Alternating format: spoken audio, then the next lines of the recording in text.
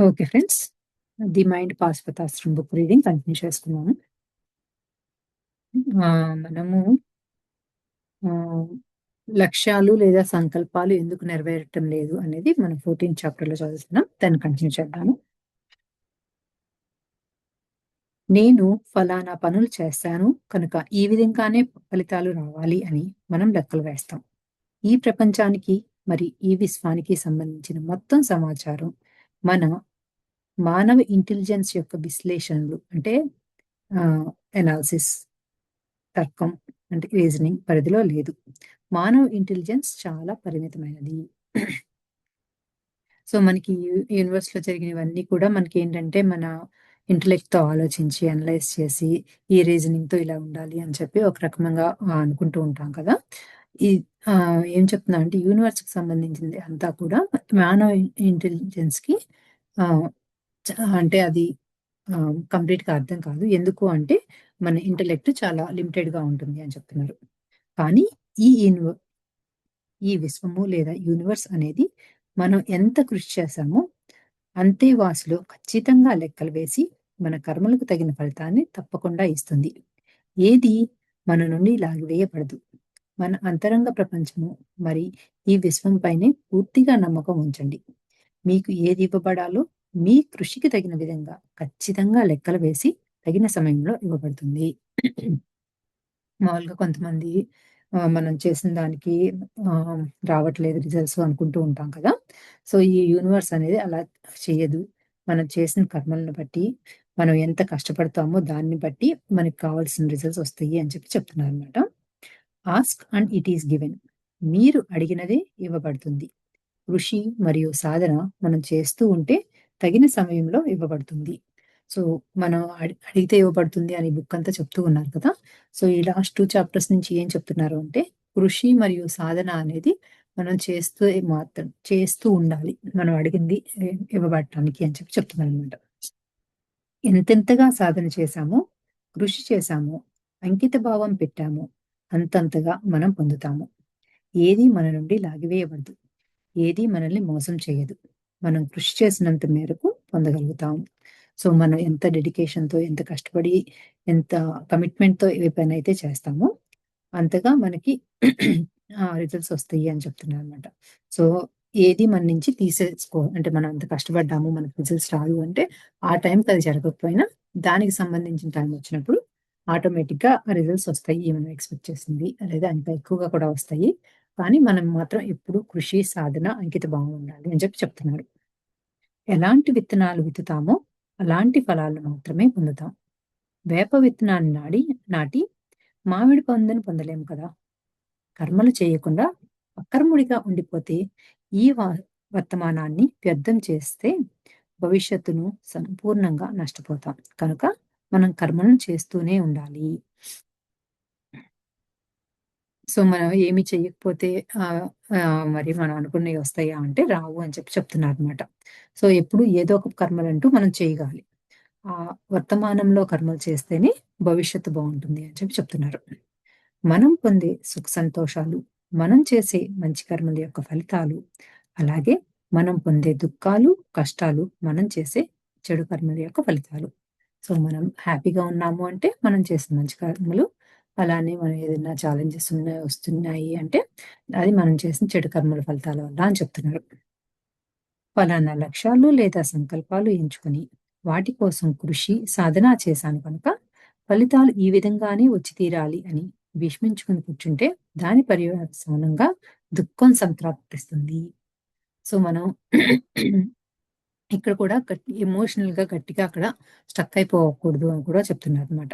So, నేను దీనికోసం ఇంత కష్టపడ్డాను, ఇలా చేశాను, నాకిదే రావాలి అని చెప్పి మనం అలా ఎమోషనల్‌గా అంటే మనకి ఈ రిజల్ట్సే కావాలి అని చెప్పి మనం ఒక రకంగా స్టక్ అయిపోయి ఉంటే కనుక దానివల్ల మనకు బాధే వస్తుంది అంటున్నారు. ఎలాంటి కర్మలను ఆచరిస్తే ఏ విధమైన ఫలితాలను ఇవ్వాలో ఈ పూర్ణ సృష్టికి తెలుసు. మనకు రావాల్సినవి ఖచ్చితంగా లెక్కలు వేసి ఈ విశ్వం చేత ఇవ్వబడుతుంది. ఈ కర్మల ఫలితాల మూలంగా మనం మన నుండి తొలగిపోవాల్సినవి అంటే భ్రమలు, మూర్ఖత్వం, అజ్ఞానం మొదలైనవి ఖచ్చితంగా ఈ విశ్వం చేత తొలగించబడతాయి. ఇందాకేమన్నారు? మనం ఎమోషనల్‌గా ఎక్కడ స్టక్ అయిపోయి ఇదే కావాలి, ఇదే కావాలి అని చెప్పి గట్టిగా పట్టుకూడదు అని చెప్పారు. ఎందుకు పట్టుకూడదు అనేది ఇక్కడ ఆన్సర్ చెప్తున్నానన్నమాట. సో, ఎందుకు అంటే అలా పట్టుకొని ఉంటే మన ఆహ్, ఆహ్, దుఃఖం ఉంటుంది. లేకపోతే అన్‌హ్యాపీనెస్ ఉంటుంది అని ఎందుకు చెప్తున్నారు అంటే, అది మనలో ఉన్న మూర్ఖత్వాన్ని, స్టబర్న్‌నెస్‌ని, ఆ భ్రమల్ని, అజ్ఞానాన్ని తీసేయటానికి ఈ యూనివర్స్ మన చేత అలా మనకొచ్చే రిజల్ట్స్ పాజిటివ్‌గా కాకుండా చేస్తుంది అని చెప్పి చెప్తున్నారనమాట. సో, మనలో ఏదైనా మిగిలిపోయిన అరిషడ్ వర్గాలు కానీ, ఇంక మనలో ఏదైనా మంచి చేంజెస్‌కు మనం మంచి మంచిగా ఎదగటానికి కావాల్సినవి ఏమన్నా బ్లాక్స్ అయితే ఉన్నాయో, వాటిని రిలీజ్ చేయటానికి మనకి ఏదైనా ఇబ్బంది కలుగజేస్తుంది యూనివర్స్ అని చెప్పి చెప్తున్నారనమాట. కర్మల ఫలితాలు ఈ విధంగానే ఉండి తీరాలి అని నిర్దేశించటానికి మన దగ్గర సంపూర్తి సమాచారం అంటే కంప్లీట్ డేటా ఏమీ లేదు. ఇలా నిర్దేశించటానికి మన మానవ ఇంటెలిజెన్స్ చాలా పరిమితమైనది. కర్మలను ఆచరించిన తరువాత వాటి ఫలితాలను ఈ మహాప్రకృతికి అంటే మరి అంతర్ప్రపంచానికి శరణాగతి చేయాలి. మన యొక్క పరిమిత ఇంటెలిజెన్స్ మరియు అహం మనల్ని మోసం చేయవచ్చును కానీ, ఈ విశ్వము మరియు అంతరంగ ప్రపంచం మనల్ని ఎప్పటికీ మోసం చేయదు.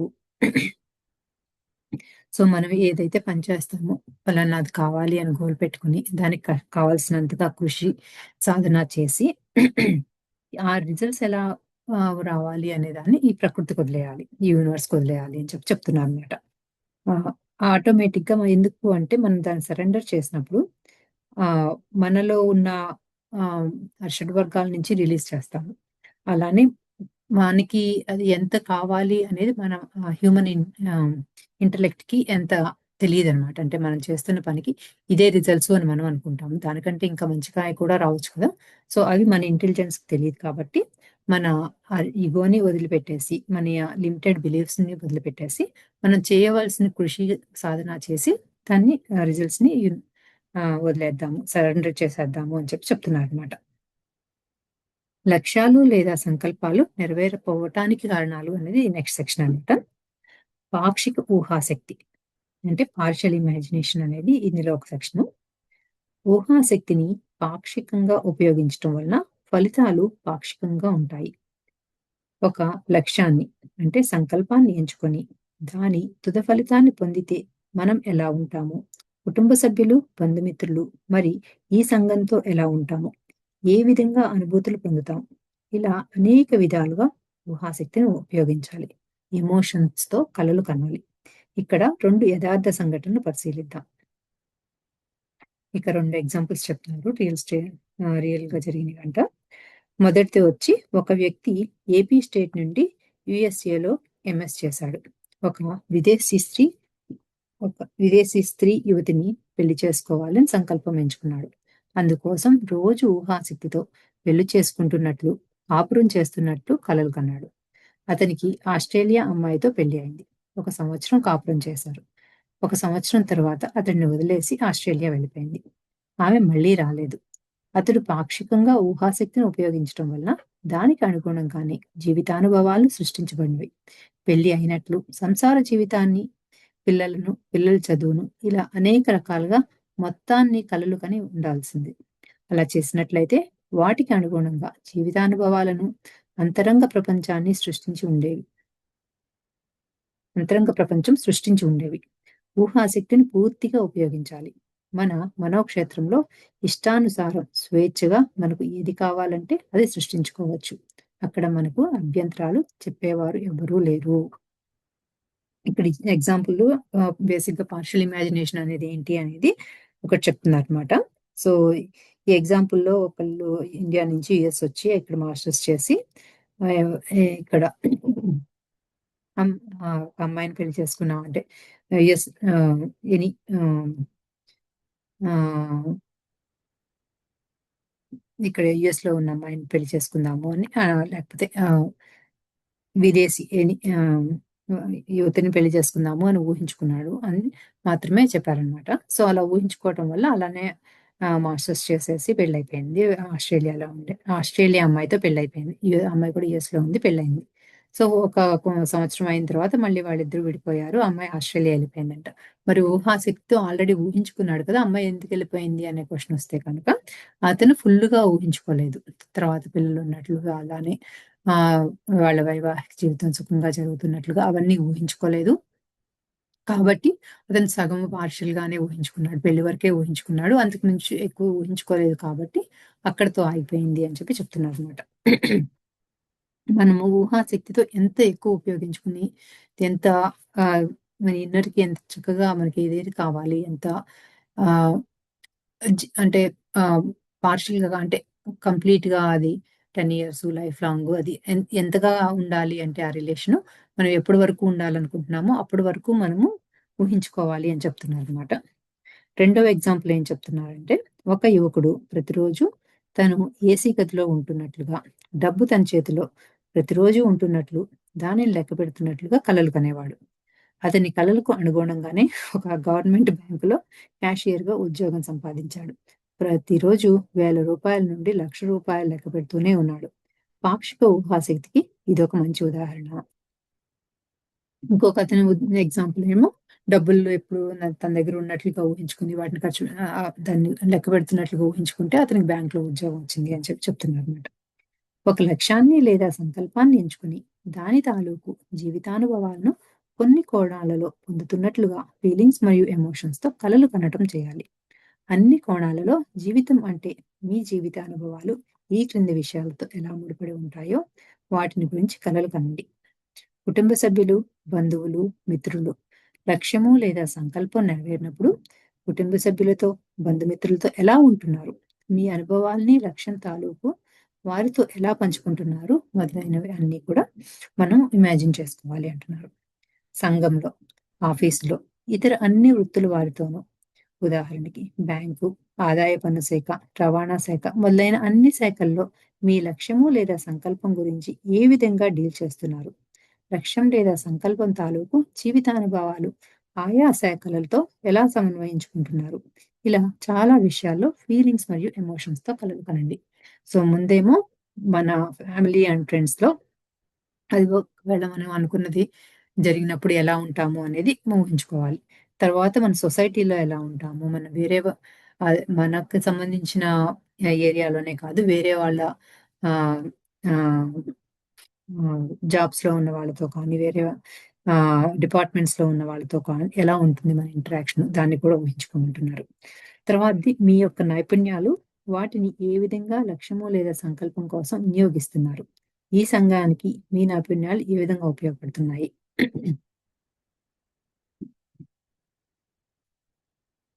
ఇక్కడేమంటున్నారంటే, మన ఏదైతే కావాలి అనుకుంటున్నామో దానివల్ల ఈ ఆహ్, సొసైటీకి ఏం చేస్తున్నాము అనేది కూడా ఊహించుకోమంటున్నారు.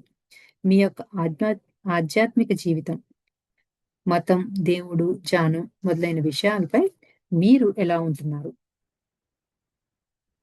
మీ యొక్క లక్ష్యం, సంకల్పం తుది ఫలితాన్ని పొందినప్పుడు మీ యొక్క పరిసరాలు ఎలా ఉంటున్నాయి? మీ యొక్క సంబంధాలు అంటే స్నేహితులు మరియు సంఘంలో వ్యక్తులతో మీ సంబంధాలు ఏ విధంగా ఉంటున్నాయి? వారితో ఎలా మెలుగుతున్నారు? మీ యొక్క ఇష్టాలు, సాహసాలు, అభిరుచులు మీరు ఎంచుకున్న లక్ష్యాలు లేదా సంకల్పాలు సాధించినప్పుడు జీవితాన్ని ఎలా ఆస్వాదిస్తున్నారు? దేశంలో, విదేశాలలో యాత్రలు చేస్తున్నారా? తీర్థయాత్రలు చేస్తున్నారా? యూరప్, అమెరికాలో పర్యటిస్తున్నారా? సంఘ సేవా కార్యక్రమాలు, ఆధ్యాత్మిక కార్యక్రమాల్లో పాల్గొంటున్నారా? ఇలా అనేక రకాలుగా మీ మనోక్షేత్రంలో చిత్రీకరణ చేయండి. మీ యొక్క పరిసరాలు అంటే మీ ఇల్లు ఎలా ఉంది? మీ ఆఫీస్ ఎలా ఉంది? వాటిల్లో ఫర్నిచర్ ఏ విధంగా ఉంది? మీ కారు ఏ కంపెనీకి సంబంధించింది? అసిస్టెంట్, సిబ్బంది మొదలగు ఏ విధంగా ఏ విధంగా మీ ఆఫీస్‌లో లేదా కంపెనీలో ఉపయోగించుకుంటున్నారు? మీ మీరు ఎటువంటి బట్టలు లేదా చెప్పులు ధరించి ఉన్నారు? ఇలా అనేక విధాలుగా ఊహాశక్తితో కలలు కనండి. నెక్స్ట్ ప్రేమ వ్యవహారాలు. మీ కుటుంబ సభ్యులు, స్నేహితులు, జంతువులు, సంఘంలో వ్యక్తులతో మీరు ఎంత ప్రేమగా ఉంటున్నారు? మీ సంపాదన లక్షల్లో ఉంటున్నప్పుడు, కోట్లల్లో ఉంటున్నప్పుడు వారితో పంచుకునే ప్రేమ అనురాగాల్లో మార్పు ఏమైనా ఉంటుందా? అన్నీ కలలు కనండి. ఇది యాక్చువల్లీ చాలా అనిపిస్తుంది. అంటే మామూలుగా బాగా డబ్బొచ్చినప్పుడు ఆహ్, మీ మన రిలేషన్స్‌లో ఏమన్నా తేడా ఉందా? ఆహ్, మన్ మనకి వాళ్ళతో ఉన్న ఎఫెక్షన్‌లో ఎంత డిఫరెన్స్ కూడా ఉంటుందా? దాన్ని కూడా ఊహించుకోమంటున్నారు. మీ యొక్క ఆరోగ్య పరిస్థితి, ఆరోగ్యము, ఆరో ఆహారపు అలవాట్లు, వ్యాయామము, పెంపుడు జంతువులతో గడపటము, కళలు, సాహిత్యము, క్రీడలలో మొదలైన విషయాలలో మీరు ఎలా ఉంటున్నారు? ఆరోగ్యంగా, ఫిట్‌గా ఉంటున్నారా? నడక, ఈత, వ్యాయామం, క్రీడల్లో పాల్గొంటున్నారా? ఇలా చాలా విషయాలను ఊహాశక్తిగా ఉపయోగించండి. మీ యొక్క తెలివితేటలు, ప్రతిభా సామర్థ్యాలు, మీరు ఎంచుకున్న సంకల్పము లేదా లక్ష్యాన్ని సాధించినప్పుడు ఇంటెలిజెన్స్‌ని, ప్రతిభను ఎలా కనబరుస్తున్నారు? మీ యొక్క ప్రతిభను ఏ రీతిలో ఉపయోగిస్తున్నారు? మీ ఇంటెలిజెన్స్‌తో మరింత ఉన్నతంగా ఉండటానికి, సమాజ ఉన్నతికి ఏ విధంగా తోడ్పాటునందిస్తున్నారు? మీ ఇంటెలిజెన్స్ మీ కుటుంబ సభ్యులకు, బంధుమిత్రులకు, సమాజానికి ఏ విధంగా ఉపయోగపడుతుంది? ఇలా అనేక రకాలుగా పిక్చరైజేషన్ చేసుకుంటూ ఊహాశక్తిని ఉపయోగించండి. సంఘం శరణం గచ్చామి అంటారు కదా! మరి ఈ సంఘానికి, ప్రపంచానికి మీ తోడ్పాటు అంటే కంట్రిబ్యూషన్ ఏమిటి? If you give, you will receive by many fold by the universe. మీరు ఇచ్చినట్లయితే ఈ విశ్వం నుండి అనేక రెట్లు పొందుతారు అనే విషయం గుర్తుంది కదా! దానిని ఎంత మాత్రమో అమలు చేస్తున్నారు? సమాజానికి ఏ తోడ్పాటును అందించినట్లయితే ఆనందం అనేది వస్తుందా? సో, ఈ సొసైటీకి మనం ఏం కాంట్రిబ్యూషన్స్ చేస్తున్నాం? మనం ఏమైతే అనుకుంటున్నామో అవన్నీ అచీవ్ చేసిన తర్వాత మనం ఏమైనా కాంట్రిబ్యూషన్స్ చేస్తున్నామా? కాంట్రిబ్యూషన్స్ చెయ్యకపోతే మనకు ఆనందం ఎక్కడి నుంచి వస్తుంది అనేది కూడా ఒకసారి క్వెషన్ చేసుకోమంటున్నారనమాట. ఇవే కాకుండా ఇంకా అనేక విషయాలపై మీ జీవిత అనుభవాలు ముడిపడి ఉంటున్నాయి. కనుక మీరు ఊహాశక్తిని ఉపయోగిస్తున్నప్పుడు అనేక విషయాలు మీ మనోక్షేత్రంలో చిత్రీకరించబడాలి. మీరు ఏ లక్ష్యాన్ని లేదా సంకల్పాన్ని అంటే అది ప్రాపంచికంగా కానీ, ఆధ్యాత్మికంగా గానీ ఏదైనా ఎంచుకోవాలి. అంతర్బోధ అంటే ఇంట్యూషన్ ద్వారా లక్ష్యము లేదా సంకల్పాన్ని ఎంచుకోండి. అలా చేసినట్లయితే మీ జీవితంలో ఆనందంతో కూడిన అనుభవాలు సృష్టించుకుంటున్నారు. ఆధ్యాత్మికంగా పురోభివృద్ధి చెందుతారు. ఈ పుస్తకంలో కొన్ని చోట్ల చెప్పుకున్నాం. మీ యొక్క శక్తి స్థాయిలు మరియు గుణాలకు అనుగుణంగా లక్ష్యాలు లేదా సంకల్పాలు ఎంచుకుంటున్నారు అని. కానీ ఒక్కటి మాత్రం గుర్తుపెట్టుకోండి. మీరు అనంతమైన శక్తి సామర్థ్యాలు కల ఒక ఆత్మశక్తి స్వరూపం అని. కనుక ఉన్నతోన్నతమైన లక్ష్యాల్ని లేదా సంకల్పాల్ని ఎంచుకోండి. ఉదాహరణకు ₹1,00,000 సంపదనకు బదులుగా కోట్ల రూపాయల సంపదను లక్ష్యంగా చేసుకోండి. అదే మాదిరిగా సాధారణ వ్యక్తిగా ఎందుకు ఒక మహాయోగిగా, మహాజ్ఞానిగా ఉండాలని లక్ష్యాన్ని లేదా సంకల్పాన్ని పెట్టుకోండి. అసలు ఈ పారాగ్రాఫ్ చాలా చెప్పారు కదా! అంటే మన ఇంట్యూషన్‌తో ఏదైతే చేయాలనుకుంటున్నామో, దాన్ని మన గోల్‌గా పెట్టుకోవాలి. సో, అప్పుడేంటి అంటే, మన అనుభవాలు చాలా బావుంటాయి. మనం ఆధ్యాత్మికంగాను చాలా ఆహ్, ఆహ్, పురోభృ పురోభివృద్ధిని ఉంటాము అని చెప్పి. సో, మనకి అంటే ఏమీ లిమిటేషన్స్ లేవు. మనం ఒక సోల్ కాబట్టి, మనకెన్నో శక్తి సామర్థ్యాలు చాలా ఇన్‌ఫైనైట్‌గా ఉంటాయి మనలో. ఆహ్, ఇంకా అంత ఇన్‌ఫైనైట్ ఎనర్జీ మనలో ఉన్నప్పుడు చిన్న చిన్నగా ఎందుకు మనం గోల్స్ పెట్టుకోవటం. దాన్ని పెద్ద పెద్ద గోల్సే పెట్టుకుందాము. ఆటోమేటిక్‌గా ఒక ఎంతో ఆహ్, విజ్డమ్ ఉన్న ఒక పెద్ద జ్ఞానిగానో, లేకపోతే ఎంతో ఆహ్, అసాధారణ వ్యక్తిగా ఉన్నట్లుగా ఆహ్, లక్ష్యాలను పెట్టుకోమని చెప్తున్నారనమాట. సో, అప్పుడేం జరుగుతుంది? నెక్స్ట్ సెక్షనొచ్చి తదాస్తు. So be it. మీ యొక్క లక్ష్యము లేదా సంకల్పంలో మీ యొక్క శ్రేయస్సు, సమాజం యొక్క శ్రేయస్సు, మరి మానవ విలువలు ఉంటున్నాయా? అదొక్కసారి మళ్ళీ చూడమంటున్నారనమాట. సో, మనం ఒక్కళ్ళమే కాదు మన అభివృద్ధి మనతో పాటు మన సొసైటీ కూడా అభివృద్ధి చెందే విధంగా మన గోల్స్ పెట్టుకోవాలి అని. మనం ఎంచుకుంటే లక్ష్యం లేదా సంకల్పంలో మరి కోరికలు, వాంఛలు, ఆకాంక్షల్లో మానవ విలువలు అంటే హ్యూమన్ వాల్యూస్, మానవ శ్రేయస్సు మరి సమాజం యొక్క శ్రేయస్సును ఆకాంక్షించినట్లయితే జీవితంలో ఆనందకరమైన అనుభవాలు పొందుతాం. ధనం ఎలా అయినా సంపాదించగలుగుతాం. సరైన ఆలోచన విధానం, సరైన విలువలు, సరైన పద్ధతుల ద్వారా అయితే జీవితంలో ఆనందంగా ఉంటాయి. అవినీతి, మోసం, దగ, దొంగతనం వంటి ద్వారా సంపాదించే ధనంతో తాత్కాలికమైన సుఖం ఉండవచ్చు కానీ, జీవితంలో ఆనందం అనేది ఎటువంటి పరిస్థితుల్లోనూ ఉండదు. అపసవ్య మార్గాల్లో వచ్చే ధనము లేదా డబ్బుతో జీవితంలో ఎన్నో సమస్యలు, దుర్భర పరిస్థితులు, దుఃఖం ఎదురవుతాయి. తాత్కాలికమైన సుఖాల కోసం మానవ విలువలను త్యజించరాదు. సో, మనం పెట్టుకునే లక్ష్యాలేమంటున్నారు? అవి మన సొసైటీకి కూడా చేయాలి. అలానే సరియైన పద్ధతిలో చేయాలి. అంటే మనము రాంగ్ పాత్‌లోనో, షార్ట్ కట్స్‌లోనో తీసుకొని ఏదో పనులు చేయకూడదు. మనం దాని కోసం కష్టపడి ప్రాపర్ వేలోనే వాటిని సంపాదించాలి అని చెప్తున్నారు. పైన చెప్పుకున్న పాక్షిక ఊహాశక్తి మరి మానవ విలువల టాపిక్స్‌ను చాలా ముఖ్యమైనవని గుర్తుంచుకోండి. ఉదాహరణకు కుటుంబాన్నే తీసుకుందాం. భార్య, భర్త, పిల్లలు, తల్లిదండ్రులు, బంధువులు మన జీవితానుభవాల్లో ఎంత ముఖ్యమైన పాత్రను పోషిస్తున్నారో మీరు ఖచ్చితంగా తెలుసుకోవాల్సిందే. ఫలానా లక్ష్యము లేదా సంకల్పం నెరవేరినప్పుడు మొ మొదట మన ఫీలింగ్స్‌ని పంచుకునేది వారితోనే. అందుకనే ఊహాశక్తితో కుటుంబం గురించి, వారితో మీరు పంచుకునే అనుభవాల గురించి వివిధ రకాలుగా కలలు కనండి. పిల్లల పెంపకం, వారి చదువు, వారి ఆటలు, పాటలు, వారికి ప్రేమ, ఆప్యాయతలు పంచటం. భర్త మరియు భార్య, మరి తల్లిదండ్రులు, బంధువులతో మీ ప్రవర్తనావళి అంటే బిహేవియర్ ఎలా ఉంటుంది? వారిని మీరు ఏ విధంగా ట్రీట్ చేస్తున్నారు? వీటన్నింటిని మీ ఊహాశక్తితో ఉపయోగించండి. సో, ఇప్పుడు దాకా మామూలుగా మనం ఏదైనా గోల్స్ అనుకుంటే అవి మనతోనే మనం ఎలా ఉంటున్నాము, మనం ఏ స్టేజ్‌లో ఉంటాము. సో, ఇక్కడ మన బిహేవియర్ ఎలా ఉంటుంది, మన చుట్టుపక్కల వాళ్ళని ఎలా ట్రీట్ చేస్తున్నాము అనేది కూడా మనం ఊహాశక్తితో ఊహించుకోమని చెప్తున్నారనమాట. పిక్చరైజేషన్ చేయమంటున్నారు. ఇంకొక ఉదాహరణ చూద్దాం. ఒక వ్యక్తి రూ. 100,00,00,000 సంపాదించాలని సంకల్పంగా ఎంచుకున్నాడు. ఆ ధనంతో పరిశ్రమ లేదా వ్యాపారాన్ని ప్రారంభించారా? మరి ఉద్యోగులను నియమించడం జరిగింది. అంత ధన సంపాదన స్థాయిలో జీవన శైలి ఏ విధంగా ఉంది? ఏ విధమైన కారు, ఇల్లు, ఆఫీసు, డ్రెస్సులు, అలవాట్లు మొదలైన వాటిని కలిగి ఉంటున్నారు? వీటన్నింటిని ఊహాశక్తితో ఉపయోగించండి. సో, డబ్బులున్నాయి మన బ్యాంక్‌లో అనే అక్కడితో ఆపేయకుండా, సో, ఆ డబ్బులతో ఏం చేస్తున్నాం? బిజినెస్ చేస్తున్నామా? లేకపోతే ఇంకేదన్నా కంపెనీ పెట్టుకుంటున్నామా? ఆ వచ్చిన డబ్బులతో ఎలా ఉంటున్నాము? మన చుట్టుపక్కల ఎన్వైర్న్‌మెంట్ ఎలా ఉంటుంది? ఇల్లు, కారు, మనుషులు, మన మన రిలేషన్ ఎలా ఉంటుంది? మన చుట్టుపక్కల ఉన్న వాళ్ళతో అవన్నీ కూడా ఊహించుకోవాలి అని. మీ జీవితంలోనికి ప్రవేశించిన అన్ని అనుభవాల పట్ల, సంఘటనల పట్ల, వస్తువుల పట్ల, మనుషుల పట్ల కృతజ్ఞతలు చూపుతున్నారా? ఇది చాలా గ్రాటిట్యూడ్ అనేది చాలా ఇంపార్టెంట్ అని మళ్ళీ ఇక్కడ గుర్తు చేస్తున్నారనమాట.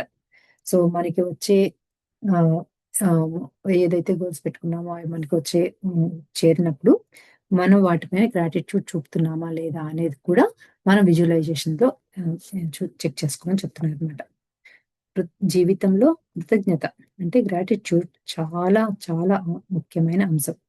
ఈ భూమి మీద జన్మించేటప్పుడు ఏవి మీవి కావు. మరణం తర్వాత కూడా ఏవి మీకు చెందవు.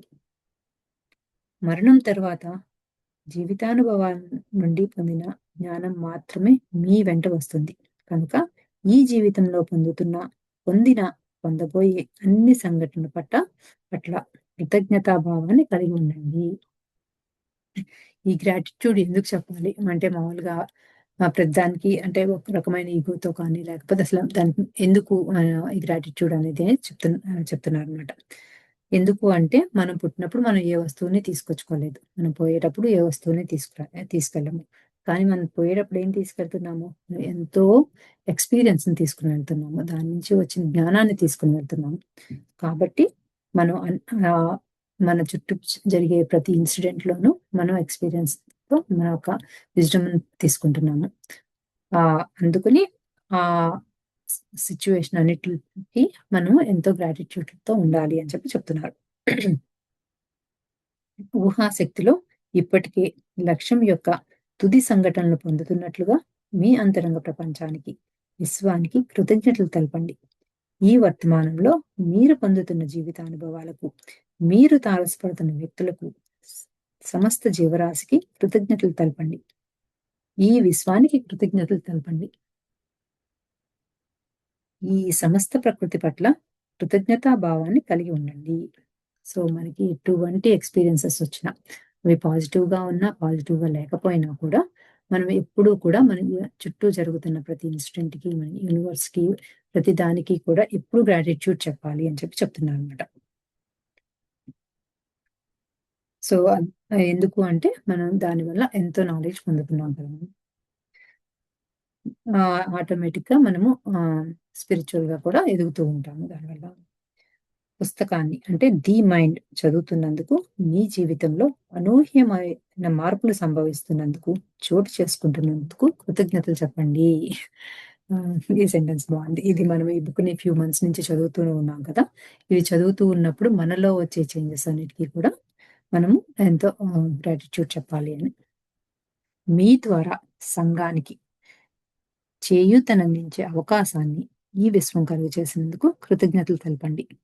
ఈ జీవితాన్ని ఇచ్చినందుకు మహామూల చైతన్యానికి అంటే గాడ్‌కి, ఆల్ దట్ ఈస్‌కి కృతజ్ఞతలు తెలపండి. కృతజ్ఞత అనేది మనల్ని ఉన్నతంగా తీర్చిదిద్దే ఒక గొప్ప గుణం. ఇంతటి గొప్ప గుణాన్ని మనం ఎందుకు వదులుకోవాలి? ఒక గొప్ప గుణం మరిన్ని గొప్ప గుణాలను పెంపొందింపచేస్తుంది. ఈ పుస్తకం 'ది మైండ్' చదువుతున్నందుకు, మీ జీవితంలో అనూహ్యమైన మార్పులు సంభవిస్తున్నందుకు, చోటు చేసుకుంటున్నందుకు కృతజ్ఞతలు చెప్పండి. ఈ బుక్ చదవటం స్టార్ట్ చేసిన తర్వాత మనలో చాలా ఆహ్, చిన్న చిన్న రియలైజేషన్స్ వచ్చినాయి. మనలో ఆహ్, అవేర్‌నెస్ చాలా ఎక్కువైంది కదా! సో, దానంతటికి కూడా మనము ఇప్పుడు గ్రాటిట్యూడ్ చెప్పాలి అని చెప్తున్నారనమాట. ఈ పుస్తకాన్ని మీరు కొని చదువుతున్నందుకు, ఈ పుస్తకంపై విశ్వాసాన్ని కలిగి ఉంటున్నందుకు మీకు నా కృతజ్ఞతలు. ఈ పుస్తకం ఖరీదును కొంచెం ఎక్కువే. యోగి యో యోధుడివిగా, యోగి యోధుడివిగా, మహారథుడివిగా, మహాజ్ఞానివిగా, కృషితో నాస్తి దుర్భిక్షం. ఇది ఈ పుస్తకం యొక్క కాన్సెప్ట్. ఈ పుస్తకాన్ని చదివి గొప్ప లబ్ధిని పొందుదురు గాక. తదాస్తు. సో, ఈ పుస్తకంలో ఉన్న నాలెడ్జ్ అంతటిని మనం తీసుకొని, మనలో ఎంతో ఆహ్, ట్రాన్స్‌ఫర్మేషన్ తెచ్చుకోండి అని చెప్తున్నారనమాట. ఈ లోకంలో అన్యాయము, విషాదము అనేవి ఎక్కువగా ఉన్నాయని, కుళ్ళు, కృతంతం కుటిలత్వం ఎక్కువగా ఉన్నాయని, అందుకే మీరు జీవితంలో రాణించలేకపోతున్నామని విశ్వసిస్తున్నారా? హ్మ్. ఈ ప్రపంచం ఎప్పుడూ ఇలాగే ఉంది. ఇక ఎప్పటికీ ఇలాగే ఉంటుంది. ఈ ప్రపంచం క్రమక్రమంగా వృద్ధి చెందుతూ, ఆధ్యాత్మిక చైతన్య పరిణామం చెందుతూ ముందుకు పురోగమిస్తూనే ఉంది. ఈ ప్రపంచము అలాగే ఉంది. ప్రకృతి నిరంతరము మార్పులు చెందుతూ, చైతన్య పరిణామం చెందుతూ, పురోభివృద్ధిని పొందుతూ ఉంటుంది. ఈ ప్రపంచంలో లోపాలను కనిపెట్టగల ఇంటెలిజెన్స్ మీ దగ్గర లేదు. ముందుగా మీరు మార్పును అంతరంగం నుండి పొందండి.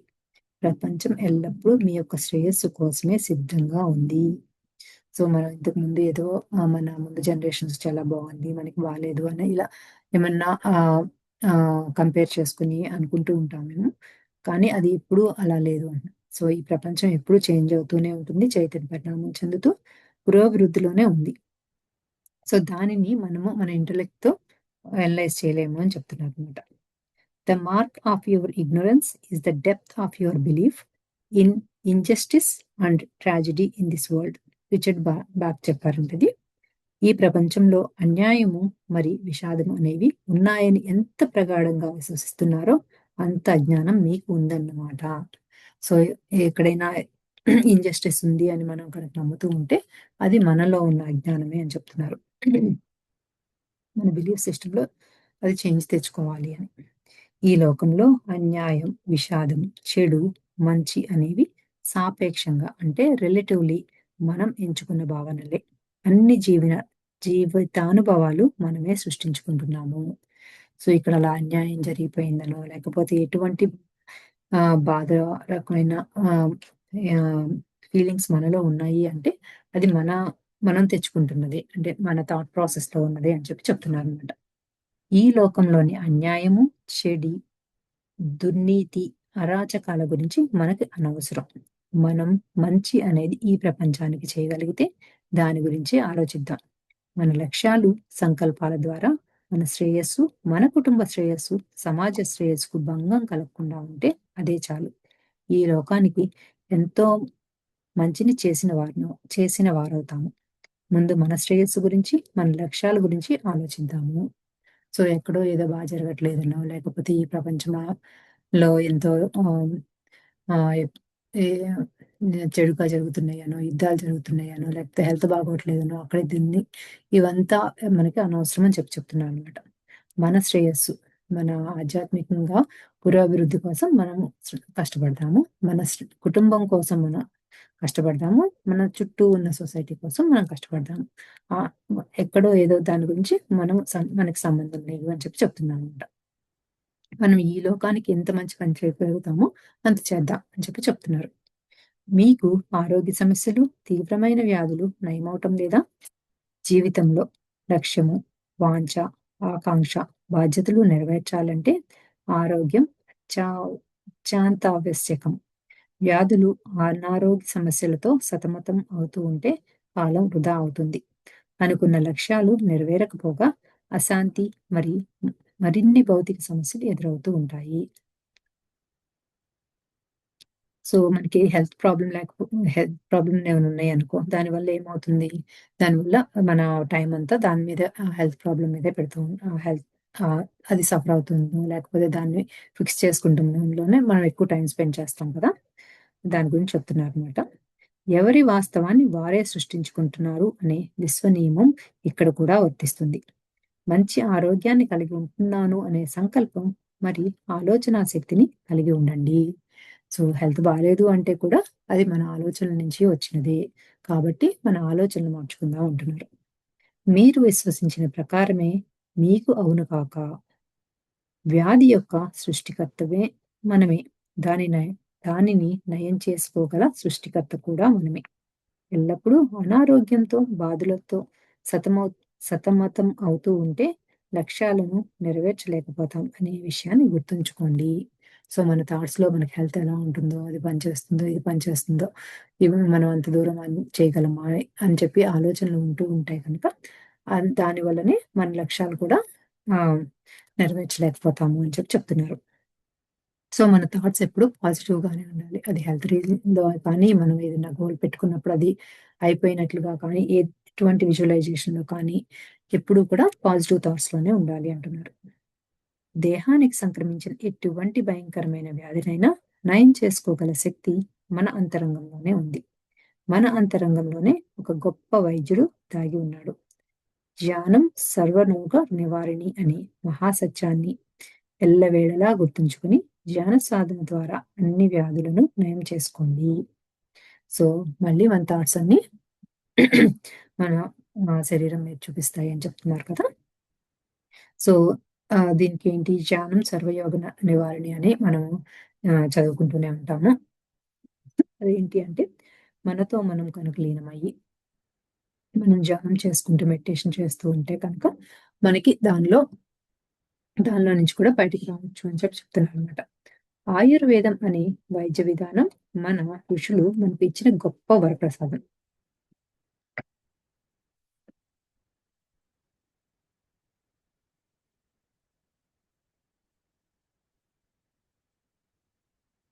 ఒకటిన్నర సంవత్సరాలుగా జెమినీ టీవీలో నాటు వైద్యం అనే కార్యక్రమం ప్రతిరోజు ఉదయం 8:30కి ప్రసారమవుతుంది. నాకు తెలిసి కొన్ని వేల మంది క్యాన్సర్, బ్రెయిన్ ట్యూమర్, మూత్రపిండాల సమస్యలు, కాలేయ సమస్యలు, జీర్ణకోశ వ్యాధులు మొదలైన వాటిని అతి సరళమైన నాటు వైద్య విధానాల ద్వారా నయం చేసుకున్నారు. అల్లోపతి వైద్యంతో నయం కాని ఎన్నెన్నో వ్యాధులు ఈ ఆయుర్వేద విధానం ద్వారా నయమవుతున్నాయి. ఆయుర్వేదం, సిద్ధ వైద్యం, ధన్వంతరి వైద్యం, యోగా యోగాసనాలు, ప్రాణాయామం, యోగముద్రలు అనేవి చాలా మంచివి. వాటిని పాటించండి. సో, మన దేహానికి సంబంధించిన వ్యాధులు దేనికైనా కూడా అది మన ఆలోచనల నుంచే వచ్చింది అని మళ్ళీ ఇంకొక ఎగ్జాంపుల్ ఏం చెప్తున్నారు అంటే, ఒక ఆయుర్వేదం వైద్య విధానంలో ఎలా హెల్త్ సరి చేసుకోవచ్చు అనేది ఒక జెమినీ టీవీలో కొన్ని రోజులు వచ్చిందంట. సో, దానిలో ఆహ్, ఫాలో అయిన వాళ్ళు చాలా మేజర్ హెల్త్ ప్రాబ్లమ్స్ నుంచి బయటకొచ్చారంట. అది ఫాలో అవ్వటం మంచిది అని కూడా చెప్తున్నారిక్కడ. ఆరోగ్య విషయంలో జాగ్రత్త. లక్ష్యాల సాధనలో ఆరోగ్యం అనేది చాలా ముఖ్యమైన విషయం. ఆరోగ్యమే మహాభాగ్యం. తదాస్తు. ఆరోగ్యం గురించి ఈ మధ్య ఆంగ్లంలో చాలా మంచి గ్రంథాలు వెలువడినాయి. సో, మనకి హెల్త్ అనేది చాలా ఇంపార్టెంట్. ఎటువంటి పని చేసినా, ఎటువంటి ఆలోచనలు చేసినా మన హెల్త్ చక్కగా ఉండేటట్లుగా ముందుగా చూసుకోవాలి అని చెప్తున్నారు. సో, హెల్త్ మీద చాలా బుక్స్ ఉన్నాయి. దాని మీద కొన్ని చెప్తున్నారు. 'Healing and recovery' by doctor David R. Hawkins. 'You can heal your life' by Louise Hay. 'How your mind can heal your body' by doctor David R. Hamilton. 'The biology of belief' by doctor Bruce H. Lipton. 'The way toward health' a Seth book by Jane Roberts మొదలైనవన్నీ కూడా ఆహ్, ఆహ్, ఇంగ్లీష్‌లో వచ్చిన books అంట. వ్యాధులను healing ద్వారా కూడా నయం చేసుకోవచ్చు. సెల్ఫ్ హీలింగ్ ద్వారా కూడా వ్యాధుల్ని ఎలా నయం చేసుకోవచ్చో ఈ అభ్యాసాన్ని ప్రాక్టీస్ చేద్దాము. సో, ఇక్కడ ఒక ఎక్సర్‌సైజ్ ఇచ్చారు. చూద్దాం. ఒక 4 స్టెప్స్ ఉన్నాయి ఇందులో. సో, వ్యాధులను నయం చేయుట. సుఖాసనంలో హాయిగా కూర్చుని, కళ్ళు మూసుకొని చాలా నెమ్మదిగా దీర్ఘమైన శ్వాసను తీసుకుంటూ నెమ్మదిగా వదలండి. 2, 3 నిమిషాల పాటు అలా దీర్ఘ శ్వాస నిశ్వాసను చూసుకోండి. ఇప్పుడు ఒక బంగారు వర్ణం గల కాంతిగోళం మీ సహస్రారం గుండా తలలోకి, ఆ మెడ భాగంలోకి, పొట్ట భాగం, పొత్తి కడుపు భాగంలో, జననాంగాలలోకి వచ్చుటకు తొడలు మరియు పాదాలలోకి ఆ కాంతిగోళం ప్రసారమవుతున్నట్లుగా ఉందని ఊహించుకోండి. మీ దేహం మొత్తము చైతన్య శక్తితో నిండి ఉన్నట్లుగా ఊహించుకోండి. సో, మెడిటేషన్ చేస్తూ మన నుంచి ఒక గోల్డెన్ లైట్ మన సహస్రారం నుంచి, పైభాగం నుంచి, తలలో నుంచి, మెడలో నుంచి, పొట్టలో నుంచి మొత్తం బాడీ పార్ట్స్‌లో అన్నింట్లోనికి గోల్డెన్ లైట్ మన బాడీ అంతా వెళ్తున్నట్లుగా ఊహించుకోమని చెప్తున్నారనమాట. ఇప్పుడు మీ శరీరం మొత్తము కాంతి శక్తితో నిండిపోయినట్లుగా, జీవకణాలు, నరాలు, అవయవాలు ఎక్కువ ఫ్రీక్వెన్సీతో ప్రకంపనాలను చెందుతూ వ్యాధి నయం అవుతున్నట్లుగా ఊహించుకోండి. ఎక్కడ వ్యాధి ఉందో అక్కడికి ఈ బంగారు కాంతిని కేంద్రీకరింపచేసి అక్కడ నయమవుతున్నట్లుగా ఊహించుకోండి. ఉదాహరణకు ఒక వ్యక్తికి గుండె జబ్బు లేదా మూత్రపిండాల సమస్య లేదా మెదడులో కణితి ఉన్నట్లయితే ఆ బంగారు కాంతిని ఆ భాగంలో కేంద్రీకరింపచేసి 5 నిమిషాలు నయమవుతున్నట్లుగా ఊహించుకోవాలి. ఈ విశ్వశక్తి బంగారు కాంతి ఆ వ్యాధిని నయం చేసి తీరుతుంది. మీరు విశ్వసించండి అదే చాలు. సో, మనకి దాని మీద నమ్మకం ఉండాలి. అంటే ఈ లైట్ మన బాడీలో ఏ పార్ట్‌లో మనకి బాగోలేదో అది హీల్ చేస్తున్నట్లుగా ఊహించుకుంటున్నప్పుడు దాని మీద మనకి ఎంతో నమ్మకం ఉన్నదానికి ఈ ప్రాసెస్ అంతా ట్రస్ట్‌తో చేయాలి అని చెప్తున్నారు. బిలీఫ్ హ్మ్. చే తో చేస్తే కనుక అది తప్పకుండా హీల్ అవుతుంది అని. దానికి అనుగుణంగా మీ సబ్‌కాన్షియస్ మైండ్ నుండి మెదడుకు సంకేతాలు అందుతాయి. మెదడు అనూహ్యమైన రీతిలో ఎంజైమ్‌లను, హార్మోన్‌లను మరి కొన్ని నిగూఢమైన జీవ రసాయనాలను అంటే బయోకెమికల్స్‌ని విడుదల చేసి దేహాన్ని దేహానికి సంక్రమించిన వ్యాధులు నయం చేస్తుంది. సో, మనం అంత గట్టిగా నమ్మినప్పుడు ఏమవుతుంది అంటే, మన బాడీలో ఎంజైమ్స్, హార్మోన్స్ కొన్ని ఆహ్, దా క్రియేట్ అయ్యి, రిలీజ్ అయ్యి మన బాడీ అంతా అవి ఆహ్, ఎక్కడైతే బాడీలో ఇబ్బంది ఉందో, హెల్త్ ప్రాబ్లమ్ ఉందో దాన్ని హీల్ చేస్తుంది అని చెప్తున్నారనమాట. సో, దీనిలో ఏంటి అంటే, మనకి ఒక గోల్డెన్ లైట్ వస్తున్నట్లుగా మనం ఊహించుకున్న బాడీ అంతా ఆ గోల్డెన్ లైట్ వచ్చి, మనం ఎక్కడైతే హెల్త్ ప్రాబ్లమ్ ఉందో ఆ పార్ట్ ఆఫ్ ద బాడీలో అది హీల్ చేస్తున్నట్లుగా చాలా నమ్మకంగా ఆ ప్రాసెస్ జరుగుతున్నట్లుగా ఒక 5 నిమిషాలు దానిలో మెడిటేషన్ చేస్తే కనుక ఆ థాట్ ప్రాసెస్‌లో, ఆ ఆలోచనలో ఉండి అది హీల్ అవుతున్నట్లుగా ఉంటే చేస్తే కనుక ఆటోమేటిక్‌గా మన బాడీలో ఎంజైమ్స్, హార్మోనల్ చేంజెస్ వచ్చి అక్కడ హీలింగ్ జరుగుతుంది అని చెప్తున్నారు. ఈ అభ్యాసాన్ని కనీసం 30-40 నిమిషాలు సాధన చేయాలి. తప్పనిసరిగా ఫలితం ఉంటుంది. మనకి ఎక్కువ శక్తి స్థాయిలు అంటే 600 యూనిట్లు కలిగి ఉన్నప్పుడు ఇతరులకు హీలింగ్ చేయవచ్చు. కానీ ఎవరి వ్యాధిని వారే తమ ఆత్మశక్తితో నయం చేసుకోవటం మంచిది. సో, 600 యూనిట్స్ కంటే ఎక్కువ నాళ్ళు వేరే వాళ్ళకి కూడా హీల్ చేయగలరు అని చెప్తున్నారు. బట్ ఎవరిది వాళ్ళే హీల్ చేసుకుంటే అది మంచిది అని కూడా చెప్తున్నారనమాట. నెక్స్ట్ ఇంకొక చిన్న సెక్షన్ ఉంది. ఇది కూడా చూద్దాం. సంపద మరియు ధనం అనేవి ఆధ్యాత్మికతకు అడ్డంకులు అని భావిస్తున్నారా? ఆస్తులు, సంపద మరియు ధనం అనేవి ఆధ్యాత్మికతకు అడ్డంకులు కానే కావు. జనక మహారాజు వలె అన్ని భోగభాగ్యాలను అనుభవించవచ్చును. అదే సమయంలో యోగ సాధనకు కొనసాగిస్తున్నట్లయితే శక్తి స్థాయిలు వృద్ధి చెందుతూ వస్తున్న క్రమంలో ఉన్నతమైన గుణాలు అలవడతాయి. ఉన్నత గుణాలు అలవడుతూ వస్తే ఏ ఏ భౌతిక వ్యామోహాలను పరిచ పరిచ్ఛేదించాలో, ఏ ఏ వాటి పట్ల నిరాసక్తంగా ఉండాలో, ఏ ఏ విషయాల పట్ల బంధరాహిత్యంగా కలిగి ఉండాలో ఇంట్యూషన్ ద్వారా మీకు బోధపడుతుంది. సో, డబ్బులుంటే మనము మళ్ళీ స్పిరిచువల్‌గా ఎదగమేమో అనే ఒక డౌట్ ఉంటే కనుక అసలు ఆ డౌటే అవసరం లేదు అని చెప్తున్నారనమాట. సో, మనం ఎంత ఫిజికల్‌గా ఉన్నతంగా ఉన్నా కూడా మనం కంటిన్యూ చేస్తే కనుక మనం స్పిరిచువల్‌గా ఎదగటానికి ట్రై చేస్తూ ఉంటే, మనం ఎక్కడైతే అటాచ్‌మెంట్స్ పెట్టుకుంటున్నామో వాటి నుంచి ఎలా బయటికి రావాలి అనేది ఇంట్యూషన్ ద్వారా మనకి గైడెన్స్ వస్తుంది అని చెప్తున్నారు. దాన్ని అమలు పరిస్తే అదే మీ జీవిత విధానం అవుతుంది. రమణ మహర్షి స్థాయికి చేరుకున్నప్పుడు అంటే రమణ మహర్షికి ఇక్కడ 700 యూనిట్స్ అంట. చేరుకుంటున్నప్పుడు మీరు కూడా బంధరాహిత్యానికి అలవాటు పడతారు. ఆధ్యాత్మిక జ్ఞానం పెరిగే కొలది ఏది మంచో, ఏది చెడో మీకే తెలుస్తుంది. అయితే ధర్మబద్ధంగా, హేతుబద్ధంగా ధనము మరియు సంపదను సృష్టించుకోవడంలోనే మీకు ఆనందకరమైన జీవితానుభవాలు సంప్రాప్తిస్తాయనే విషయాన్ని మరవకండి. జూదము, పేకాట, అవినీతి మొదలైన వాటి ద్వారా కూడా సంపదను పోగు చేసుకోవచ్చు. కానీ వాటి యొక్క తుది ఫలితాలు దుఃఖానికి దారితీస్తాయి. అవి శాశ్వతమైన ఆనందాన్ని ఇవ్వవు. ఏది ఏమైనా అంతర్బోధ నుండి వచ్చే సందేశాలను మాత్రమే స్వీకరించి ఆచరించండి.